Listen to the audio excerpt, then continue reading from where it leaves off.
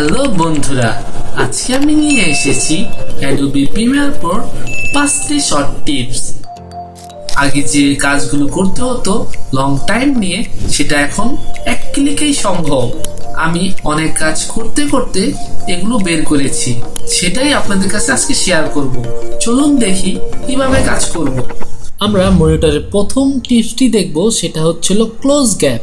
একটা সিকোয়েন্স বা একটা ভিডিও কাটার পর অনেক সময় যেরকম গ্যাপ থাকে, অনেকে কি করে এভাবে ধরে এই যে ডিলেট টিপ দিলে জোড়া লাগায়, আবার অনেকে খালি অংশে ডিলেট টিপ দিলে জোড়া লাগায়। কিন্তু যখন অনেক হয়ে যাবে তখন এগুলো করতে অনেক লং টাইম লাগবে। সেটা হচ্ছে কন্ট্রোল এ দিয়ে বা সিলেকশন টিল দিয়ে সবগুলো সিলেক্ট করে সিকোয়েন্সে গিয়ে এখানে ক্লোজ গ্যাপ আছে, এই ক্লোজ গ্যাপটা যদি দেই তাহলে সব যত ফাঁকা আছে ক্লোজ হয়ে যাবে, একদম ইজি ওয়ে। দ্বিতীয় টিপসটি হচ্ছে জাম্প কাট।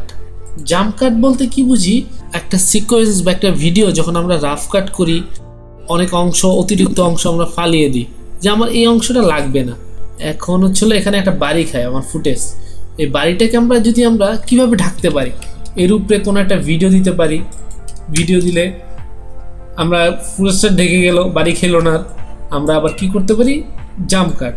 এটাকে জাস্ট খালি একটু জুম করে দিলাম, জুম মোটামুটি এরকম একটা জুম করে দিলাম, তখন কাটার অংশটা আর বাড়ি খাবি না, একদম স্মুথ হয়ে যাবে। এই যে এখানে যে একটা বাড়ি আছে সেটা আর বোঝা গেল না। 3 নাম্বার টিপস, এটি হচ্ছিল একটা গান বা একটা প্রোগ্রাম যখন একটা ক্যামেরা থেকে আরেকটা ক্যামেরায় সুইচ হয়। অনেক সময় আমরা এগুলো এডিট করে থাকি, পজিশন এদিক ওদিক, বা একটা গানকে আমরা রিলে তৈরি করব, তখন প্রত্যেকটা গানের যে অবজেক্টটা থাকে সেটা মিডিলে থাকে না, একদিন ডানে থাকে, বামে থাকে, একটু এদিক ওদিক থাকে। তখন এটাকে রিল করতে গেলে কি করতে হয়, এই ফুটেজটাকে আমি এই যে এই লোকটাকে আমি মাঝখানে আনবো। তখন আমার কি করতে হবে, এক ফ্রেম গিয়ে গিয়ে কোথায় ক্যামেরা চেঞ্জ হয়েছে এখানে গিয়ে কাট দিব। তারপর হলো আবার কোথায় গিয়ে চেঞ্জ হয়েছে, এই চেঞ্জ হয়েছে, আবার কাট দিব। এইটা হচ্ছে অনেক লং প্রসেস, আমি লং প্রসেস যাব না। Easy way Premiere Pro AI এর মাধ্যমে এটাকে আমি করে ফেলবো। সেটা কিভাবে হচ্ছিল, রাইট ক্লিক করে ভিডিওর উপরে রাইট ক্লিক করে জাস্ট খালি আমি সিকোয়েন্স এডিট ডিটেকশন, এখানে গিয়ে যদি আমি ক্লিক দেই, তারপর হলো এরকম একটা অপশন আসবে, অ্যাপ্লাই কাট, যেটাতে টিক দেওয়া আছে সেটাই থাকবে। অ্যানালাইজে টিপ দিব, ও অটোমেটিক কাট দিয়ে দিবে যে কোথায় কোথায় ক্যামেরা চেঞ্জ হয়েছে। এই যে অটোমেটিক যতগুলো কাট আছে তত জায়গায় আমার ক্যামেরা চেঞ্জ হয়েছে, মানে হচ্ছিল এক ক্যামেরা থেকে আরেক ক্যামেরায় গেছে। এই যে তারপর হচ্ছে এই যে এখানে এক ক্যামেরা থেকে আরেক ক্যামেরায় গেছে, এখানে আরেক ক্যামেরা থেকে আরেক ক্যামেরায় গেছে। 4 নাম্বার টিপস, ভিডিওটার পিছে আমি যদি কোনো টেক্সট বা কোনো অবজেক্ট দিতে চাই, তাহলে আমার কি করতে হবে, এটাকে আফটার ইফেক্টে গিয়ে রোটো ব্রাশ দিয়ে নিয়ে আসতে হবে বা আলফা করে। তখন আমার অনেক টাইম লাগে, কেন রোটো ব্রাশ ইউজ করতে অনেক ভালো পিসিও লাগে, তারপর হচ্ছিল সময় লাগে আর কি নিয়ে আসতে। আমি এটাকে ইজি ওয়েতে কীভাবে নিয়ে আসবো, সেটা আমি ক্যাপকাটে চলে যাব। ক্যাপকাটে গিয়ে আমার যে ভিডিওটাকে নিয়ে আসছি সেটাকে আমি রিমুভ ব্যাকগ্রাউন্ডে গিয়ে অটো রিমুভ, এক ক্লিকে শেষ, এই ব্যাকগ্রাউন্ডটা চলে গেছে। এখন এটাকে আমি যদি এক্সপোর্ট দেই, এটা ব্ল্যাক ব্যাকগ্রাউন্ডে চলে আসবে। আমি কি করব, এর পিছে জাস্ট খালি গ্রিন ব্যাকগ্রাউন্ড দিয়ে এক্সপোর্ট দিয়ে নিয়ে আসবো প্রিমিয়ার প্রোতে। দেন এটাকে আমি কী করবো, জাস্ট খালি আলটা কি দিয়ে রিমুভ করে দিব। এখন হচ্ছে যে ফুটাফাটা হয়ে গেছে, এগুলো নিয়ে কোনো টেনশন নেই, কেন এটা হচ্ছিল আমি মেন ভিডিওর ওপরে দিব।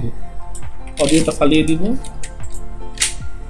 এটা হচ্ছে মেন ভিডিওর উপরে দিব, তাহলে এর পিছে আমি যে কোনো টেক্সট বা ভিডিও দেই ইজিলি প্লে হবে, কোনো ঝামেলা হবে না, ইজিলি হয়ে গেছে, কোনো সমস্যা হয় না। এই যে নামটা দিলাম, কোনো সমস্যা নেই। অনেকে বলতে পারেন ফেসের বা চুলের এখানে সবুজ সবুজ আছে, এটাকে জাস্ট খালি এই যে আলটা গিয়ে এখানে গিয়ে চোখ আছে, এটাকে জাস্ট একটু কমিয়ে বাড়িয়ে ঠিক করে ফেলবেন, কোনো ব্যাপার না, এটা একদম ইজি ওয়ে।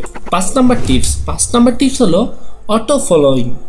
এটা হচ্ছিল একটা গানকে যখন রিলে পরিণত করব, তখন হচ্ছিল যে কোথায় কোথায় ক্যামেরা চেঞ্জ হয়েছে, তারপর হচ্ছিল ডানে বামে যে ফুটেজগুলো আছে সেটাকে মিডিলে করা, রিলের জন্য অনেক সময় সাধ্য।